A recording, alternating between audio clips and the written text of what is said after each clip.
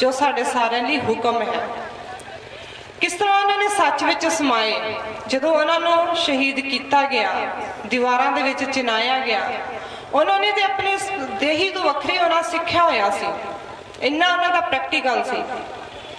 ते किस तरह उन्होंने जदों दीवार दे विच चिनिया गया तो उन्होंने सच दे विच ध्यान ला लिया ते नाम नूं सुनन लग पे, ते फिर सच दे विच ही समा गए।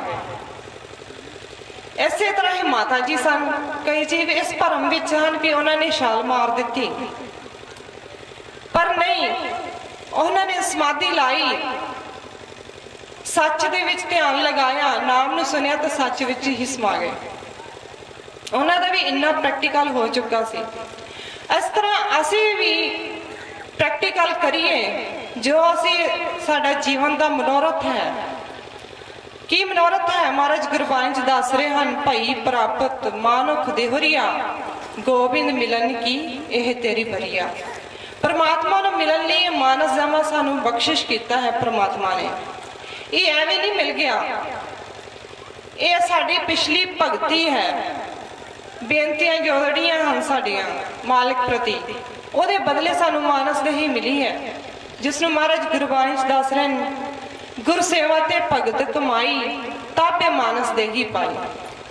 तो इस देही नूं ते देवते भी लोचते हैं कि सानू भी मनुखा देही मिले, तो असी भी इस खेल नूं जित के सच दे विच समा जाइए, ताकि दोबारा मरना ना होवे। ते महाराज दस रहे हैं, इस देही को सिमरे देव सो देही भज हर की सेव। इस देही नूं देवते भी बेनतियां जोदड़ियां करते हैं भी मालिका सानू भी मानस देही बख्शिश कर, असी भी इस खेल नूं जितीए। इस करके असी गुरबाणी नूं पढ़ना है विचार के कि गुरबाणी की कह रही है, किस घर की गल कर रही है, वो केड़ा है साडा घर, साडे मन का घर। देखो अज तक असी अपना मन ही नहीं देखा, ये तो असी कह दें बाणी पढ़ते हैं मन नहीं टिकता। और मन है कि भी साडा मन नहीं करता है काम करन, उत्थे जान नूं मन नहीं करता, लेकिन मन किसे देखा भी है। ते महाराज गुरबाणी च दस रहे हैं, मन तो जोत स्वरूप है अपना मूल पछाण। तो मन साडा की जोत स्वरूप है, प्रकाश रूप है। जिस तरह के परमात्मा ही प्रकाश रूप है, उसी तरह साडा मन भी प्रकाश रूप है, मालिक का बच्चा है। गुरबाणी सानू दस रही भी किस तरह असी परमात्मा तो विछड़े किवें मिलाप करना, किस तरह ही निर्गुण दे विचों सरगुण रूप च आए हैं। ये सारा अदृष्ट तो दृष्ट च किस तरह आए हैं, सारा भेद दिता गया है गुरबाणी च। 1430 अंग विच नाम की है, मन का जन्म कित्थों होया, साडे अंदर केड़ा परिवार वसदा है, ते की ड्यूटियां हैं परिवार दियां। ये सारा भेद गुरबाणी 1430 अंग विच दस्या गया है। जेकर असीं सिर्फ पढ़न तक ही सीमित रहे भी गुरबाणी नूं सुबह बाणी पढ़ ली तो शाम नूं बाणी पढ़ ली, इस तरह असीं जीवन मुक्त नहीं हो सकता जिन्नी देर तक असीं विचार के प्रैक्टिकल नहीं करते। क्योंकि गुरबाणी गुरु दसते हैं, पुस्तक पाठ व्याकरण विखाने, संध्या कर्म तिकाल करें, बिन गुर शब्द मुक्त कहाँ प्राणी, राम नाम बिन उर्ज में। फिर तो असीं उर्ज के ही रह जावांगे भी बाणी सुबह पढ़नी है शाम नूं पढ़नी है, क्योंकि विचारी तो है ही नहीं। गुरबाणी के की गल कर रही है, जपजी साहब की बाणी तो आप रोज पढ़ते हैं भी मालिक कित्थे वसदा है। तो महाराज दस रहे सचखंड वसे निरंकार, कर कर वेखे नजर निहाल। तो सचखंड कित्थे है? आज धरती तो आसमान तक असीं खाली खला देख रहे हैं, इनू ही सचखंड किया है। तो मालिक इत्थों ही सानू श्वास दे के जिंदा रख रहा, आपे करता कर कर देखे देंदा सास गिराहा है। तो साडे मूँह दे विच श्वासां दी गिराही पाई जा रहा है, तो असीं फिर भी उन्हें याद नहीं करते। क्यों? देखो कितनी कृपा भी सानू मानस जावा बख्शिश होया, वो भी 84 लाख जून चो कट के लिया। तो लेकिन आप आए की करना परमात्मा नूं मिलन लई। लेकिन देखो श्वासां दा भरोसा नहीं, गिनती का श्वास दे के संसार में सानू भेजा गया। देख रहे हैं साढ़े सामने कोई बचपन च भी जा रहा है, जवानी च भी जा रहा है, बुढ़ापे च भी जा रहा है, चले तो सारे ने जाना है। एक मालिक का खेल है अपना। तो इस करके पता नहीं किदों सानू भी सद्दा आ जाए, तो जो स्वास सानू दिते गए ने इहदे रहंदे रहंदे असीं मालिक नाल मिलाप कर लईए। ते महाराज गुरबाणी च दस रहे हैं, गग्गा गोविंद गुण रवो, सास सास जपनीत, कहाँ बिसासा देह का, बिलम न करो मीत, नह बारिक नह जोबने, नह बिरदी कशबन, ओ बेरा न बूझिए, जो आए परे जम फल।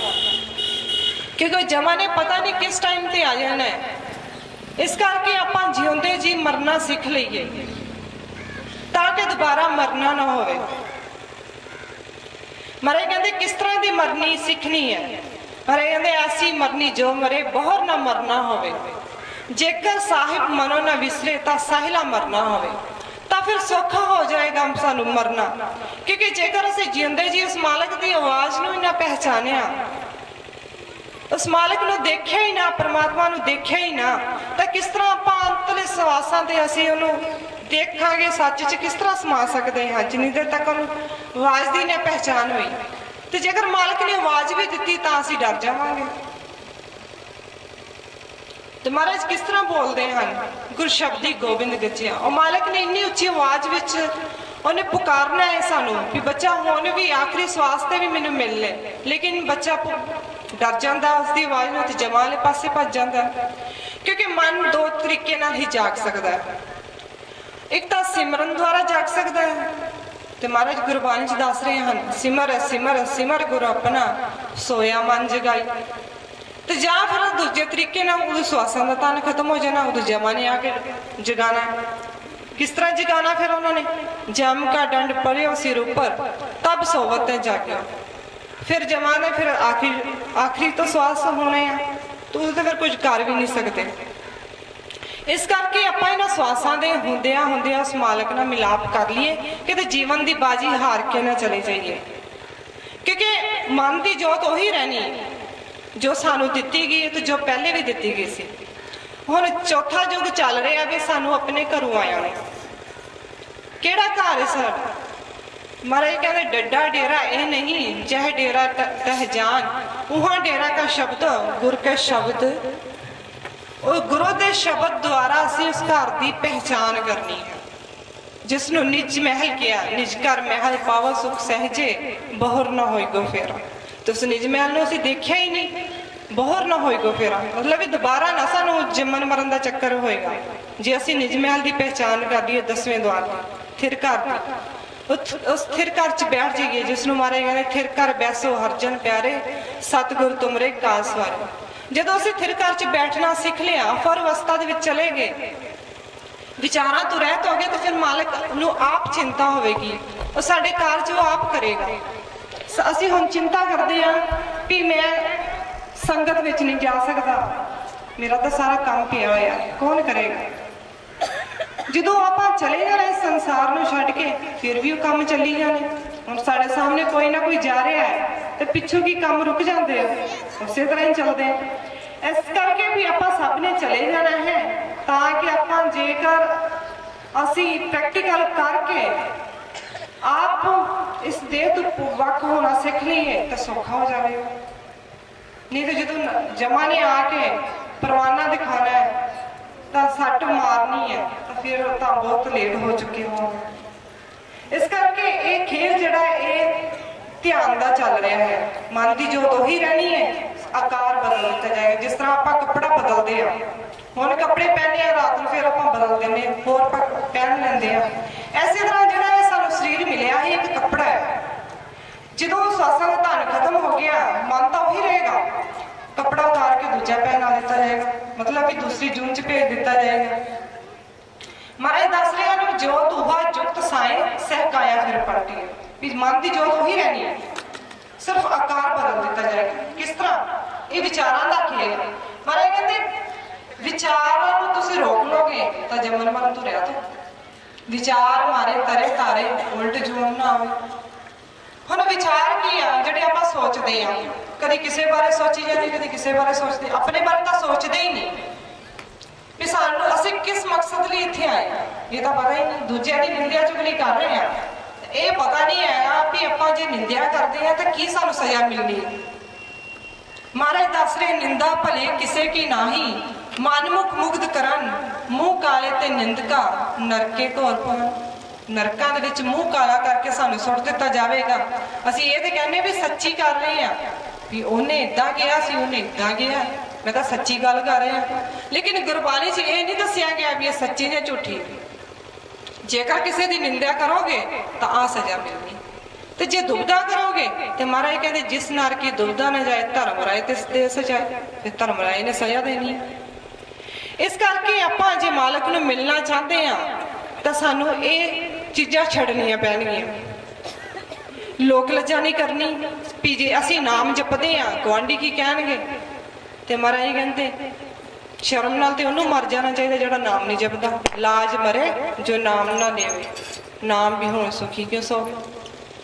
ਇਸ ਕਰਕੇ ਲੋਕ ਲੱਜਾ ਤੋਂ ਉੱਪਰ ਉੱਠ ਕੇ ਉਸ ਮਾਲਕ ਨੂੰ ਪੁਕਾਰਨਾ ਹੈ। ਕਿਸ ਤਰ੍ਹਾਂ ਪੁਕਾਰਨਾ ਹੈ? ਸਾਨੂੰ ਭੇਦ ਹੀ ਨਹੀਂ ਹੈ ਵੀ ਆਪਾਂ ਮਿਲਣਾ ਕਿਸ ਤਰੀਕੇ ਨਾਲ। ਗੁਰਬਾਣੀ ਨੂੰ ਜੇ ਵਿਚਾਰ ਕੇ ਪੜ੍ਹਿਆ ਹੁੰਦਾ ਤੇ ਅੱਜ ਨੂੰ ਅਸੀਂ ਮਿਲ ਲੈਣਾ, ਕਿਉਂਕਿ ਗੁਰਬਾਣੀ ਗੁਰੂ ਦੱਸ ਰਹੇ ਹਨ ਕਿਸ ਤਰ੍ਹਾਂ ਮਿਲਣਾ ਹੈ। ਮਹਾਰਾਜ ਕਹਿੰਦੇ ਹੋਏ ਚਿੰਤ ਬਸੇ ਸੁਖ ਨਾਲ, ਸਾਸ ਗਿਰਾਸ ਹਰ ਨਾਮ ਸਮਾਨ। ਸਾਸ ਗਿਰਾਸ ਵਿਧੀ ਦੁਆਰਾ,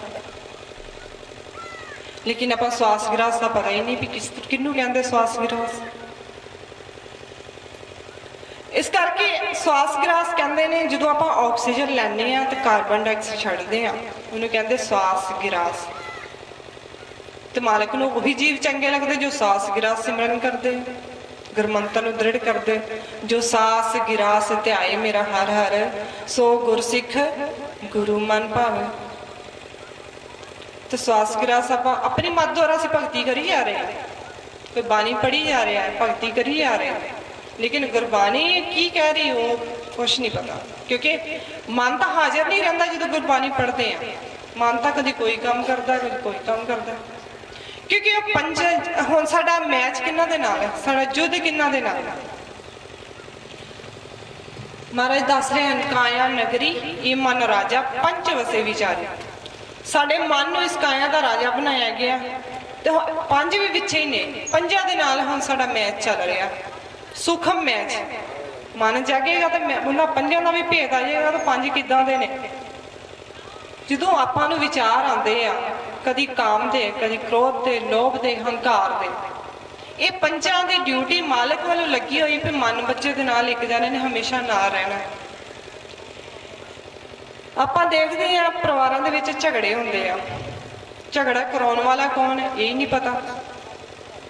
ਤੇ ਮਹਾਰਾਜ ਗੁਰਬਾਣੀ 'ਚ ਦੱਸ ਰਹੇ ਹਨ ਕਲਯੁਗ ਮੈਂ ਘੜੇ ਪੰਜ ਚੋਰ ਝਗੜਾਏ, ਕਾਮ ਕ੍ਰੋਧ ਲੋਭ ਮੋਹ ਹੰਕਾਰ ਬਦਾ। ਇਹ ਪੰਜੇ ਹੀ ਸਾਡਾ ਪਰਿਵਾਰਾਂ ਦੇ ਵਿੱਚ ਝਗੜਾ ਕਰਾਉਂਦੇ ਆ। ਤੇ ਫਿਰ ਕੀ ਕਹਿੰਦੇ ਆ ਵੀ ਮੈਨੂੰ ਫਲਾਣੇ ਨੇ ਸ਼ਬਦ ਦੀ ਚੋਟ ਮਾਰੀ ਮੈਨੂੰ ਕ੍ਰੋਧ ਆ ਗਿਆ। ਦੂਜੇ ਨੂੰ ਪੁੱਛਦੇ ਵੀ ਤੂੰ ਕਿਉਂ ਲੜਿਆ, ਕਹਿੰਦੇ ਸ਼ਬਦ ਦੀ ਚੋਟ ਮਾਰੀ ਮੈਨੂੰ ਕ੍ਰੋਧ ਆ ਗਿਆ। ਇਹਦਾ ਮਤਲਬ ਕ੍ਰੋਧ ਆਪਸ ਵਿੱਚ ਲੜੇ ਆ, ਮਨ ਤਾਂ ਸੁੱਤਾ ਪਿਆ ਵਿਚਾਰਾਂ ਦੇ ਵਿੱਚ। ਇਸ ਕਰਕੇ ਸਾਡੇ ਪਰਿਵਾਰਾਂ ਦੇ ਵਿੱਚ ਕਿਸੇ ਦੀ ਪਿਓ ਪੁੱਤ ਦੀ ਨਹੀਂ ਬਣਦੀ, ਨੂੰਹ ਸੱਸ ਦੀ ਨਹੀਂ ਬਣਦੀ। ਕਿਉਂ ਨਹੀਂ ਬਣਦੀ? ਕਿਉਂਕਿ ਪੰਜ ਹੀ ਸਾਡੇ ਅੰਦਰ ਨੇ ਜਿਹੜੇ ਝਗੜਾ ਕਰਾਉਂਦੇ ਹਨ। ਜੇ ਪਤਾ ਲੱਗ ਜੇ ਵੀ ਆਪਾਂ 8-10 ਘੰਟੇ ਸੰਸਾਰ ਦੇ ਵਿੱਚ ਰਹਿਣਾ ਤੇ ਰਾਤ ਨੂੰ ਆਪਣੇ ਘਰ ਚਲੇ ਜਾਂਦੇ ਹਾਂ, ਆਪਾਂ ਸਾਰੇ ਹੀ ਜਾਂਦੇ ਹਾਂ, ਜਿੱਥੇ ਜਾ ਕੇ ਆਪਾਂ ਸੁਪਨਾ ਦੇਖਦੇ ਹਾਂ। ਕਦੀ ਸੋਚਿਆ ਵੀ ਰਾਤ ਨੂੰ ਕਿਹੜੀ ਚੀਜ਼ ਨਿਕਲ ਕੇ ਜਾਂਦੀ ਹੈ ਸਾਡੇ ਸਰੀਰ ਦੇ ਵਿੱਚੋਂ ਤੇ ਕਿਹੜੀ ਚੀਜ਼ ਇਸ ਸਰੀਰ ਨੂੰ ਲੈ ਕੇ ਤੁਰੀ ਫਿਰਦੀ ਹੈ? ਕਦੀ ਨਹੀਂ ਸੋਚਿਆ, ਕਿਉਂਕਿ ਆਪਾਂ ਸੁੱਤੇ ਹੁੰਦੇ ਹਾਂ, ਨਾ ਪਰਿਵਾਰ ਦਾ ਭੇਦ ਹੁੰਦਾ ਨਾ ਬੱਚਿਆਂ ਦਾ ਭੇਦ ਹੁੰਦਾ। ਉਹ ਹੈਗਾ ਸਾਡਾ ਮਨ, ਇਸ ਸਰੀਰ ਨੂੰ ਦੇਹ ਨੂੰ ਲੈ ਕੇ ਤੁਰਿਆ ਫਿਰਦਾ। ਜਿਸ ਤਰ੍ਹਾਂ ਆਪਾਂ ਦੇਖਦੇ ਕੋਈ ਪਰਿਵਾਰ ਦੇ ਵਿੱਚ ਕੋਈ ਮੈਂਬਰ ਚਲਾ ਜਾਂਦਾ ਹੈ, ਸਵਾਸਾਂ ਦਾ ਧਨ ਖਤਮ ਹੋ ਜਾਂਦਾ ਹੈ। ਇਹ ਕੱਲ ਮੇਰੇ ਨਾਲ ਗੱਲ ਕਰਦਾ ਸੀ, ਇਹ ਮੈਨੂੰ ਥੋੜੀ ਦੇਰ ਪਹਿਲੇ ਮਿਲਿਆ ਸੀ ਤੇ ਹੁਣ ਚਲਾ ਗਿਆ। ਕਿੱਥੇ ਚਲਾ ਗਿਆ ਭੇਦ ਹੀ ਨਹੀਂ। ਮਹਾਰਾਜ ਦੱਸ ਰਹੇ ਹਨ ਇਸ ਮਨ ਕੋ ਕੋਈ ਖੋਜੋ ਭਾਈ, ਤਨ ਛੂਟੇ ਮਨ ਕਹਾਂ ਸਮਾਈ। ਉਹ ਕਿੱਥੇ ਚਲਾ ਗਿਆ? ਜੇ ਤੇ ਉਹਨੇ ਮਾਲਕ ਨੂੰ ਮਿਲ ਲਿਆ, ਕਿਉਂਕਿ ਮਾਲਕ ਦੇ ਦੋ ਹੀ ਰੂਪ ਨੇ, ਇੱਕ ਨਿਰਗੁਣ ਤੇ ਸਰਗੁਣ। ਸਰਗੁਣ ਇਹਨਾਂ ਆਕਾਰਾਂ ਨੂੰ ਕਹਿ ਦਿੱਤਾ ਗਿਆ। ਤੇ ਜੇ ਤੇ ਉਹਨੇ ਪ੍ਰੈਕਟੀਕਲ ਕੀਤਾ, ਜਿਹੜਾ ਜੀਵ ਚਲਾ ਗਿਆ ਤੇ ਉਹ ਸੱਚ ਨੂੰ ਮਿਲ ਲਿਆ, ਨਾਮ ਨੂੰ ਉਹਨੇ ਸੁਣ ਲਿਆ, ਸੱਚ ਦੇ ਵਿੱਚ ਸਮਾ ਗਿਆ। ਤੇ ਜੇ ਨਹੀਂ ਭਗਤੀ ਕੀਤੀ, ਕੋਈ ਆਕਾਰ ਮਿਲ ਗਿਆ, ਕਿਸੇ ਹੋਰ ਜੂਨ 'ਚ ਚਲਾ ਗਿਆ। ਕੋਈ ਹੋਰ ਵਿਹਲਾ ਨਹੀਂ ਛੱਡਦਾ ਕਲਪੁਰਖ, ਉਸੇ ਵਕਤ ਹਿਸਾਬ ਕਿਤਾਬ ਹੋ ਜਾਂਦਾ ਮਿੰਟਾਂ ਸਕਿੰਟਾਂ 'ਚ। ਤੇ ਕਈ ਜੀ ਭਰਮ 'ਚ ਪੈ ਜਾਂਦੇ ਆ ਵੀ ਫਲਾਣੇ ਦੇ ਵਿੱਚ ਪੀਰ ਆ ਗਿਆ, ਉਹਦੇ ਵਿੱਚ ਭੂਤ ਆ ਗਿਆ। ਭੂਤ ਪ੍ਰੇਤ ਵੀ ਜੂਨਾਂ ਨੇ, ਲੇਕਿਨ ਇਹ ਕਿਸੇ ਨੂੰ ਤੰਗ ਨਹੀਂ ਕਰਦੀਆਂ। ਹੁਣ ਜੇ ਕੋਈ ਜੀਵ ਕਵੇ ਵੀ ਮੈਂ ਪਸ਼ੂ ਦੇ ਵਿੱਚ ਪ੍ਰਵੇਸ਼ ਹੋ ਜਾ, ਕਿਉਂਕਿ ਮਨ ਤਾਂ ਸਾਰੇ ਰਾਤ ਨੂੰ ਨਿਕਲ ਕੇ ਚਲੇ ਜਾਂਦੇ ਆਪਣੇ ਘਰ ਸੁਨ ਮੰਡਲ 'ਚ, ਕਿਉਂਕਿ ਮਨ ਦਾ ਘਰ ਤੇ